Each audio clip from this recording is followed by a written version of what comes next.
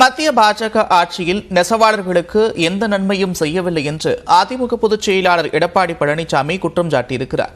காஞ்சிபுரம் தேரடி வீதியில் அதிமுக வேட்பாளர் ராஜசேகரை ஆதரித்து அக்கட்சியின் பொதுச் செயலாளர் எடப்பாடி பழனிசாமி திறந்தவெளி வாகனத்தில் பரப்புரை மேற்கொண்டார். அப்போது பேசிய அவர், பேரறிஞர் அண்ணாவின் கனவை நிறைவேற்றுவதுதான் தனது லட்சியம் என்றார். திமுக ஆட்சிக்கு வந்தாலே மின்கட்டணம் உயர்த்து விடுவதும் கோடை காலங்களில் மின்வெட்டு அதிகரிப்பதாகவும் குறை கூறினார். விவசாயம், நெசவு தொழில்கள் வளர்வதற்கு அதிமுகவிற்கு வாக்களிக்க வேண்டும் என்று எடப்பாடி பழனிசாமி தெரிவித்தார். இந்த கைத்தறி நெசவு இன்றைக்கு படிப்படியாக சரிந்து விட்டது. விசைத்தறி அதோட மோசமான நிலைக்கு தள்ளப்பட்டு விட்டது. அனைத்து இந்திய அண்ணா திராவிட முன்னேற்ற கழக ஆட்சி மலரும். நம்முடைய வெற்றி வேட்பாளர் திரு ராஜசேகர் வெற்றி பெற்று இந்த தொழில் சிறக்க நாடாளுமன்றத்திலே குரல் கொடுப்பார். இன்றைக்கு பாரதிய ஜனதா கட்சி தேர்தல் அறிக்கையில இந்த கைத்தறி பற்றியே குறிப்பிடல, இந்த நெசவாளர் பற்றியே கவலைப்படாத ஒரு அரசாங்கம், மத்தியிலே ஆளுகின்ற அரசாங்கம்.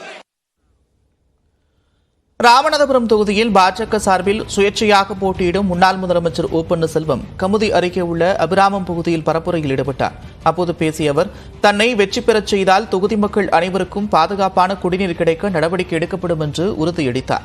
காவிரி, வைகை, குண்டாறு நதிகள் இணைப்பு திட்டத்தை 2026 சட்டமன்ற தேர்தலுக்கு பிறகு நிறைவேற்றுவோம் என்றும் ஓ பன்னீர்செல்வம் தெரிவித்தார்.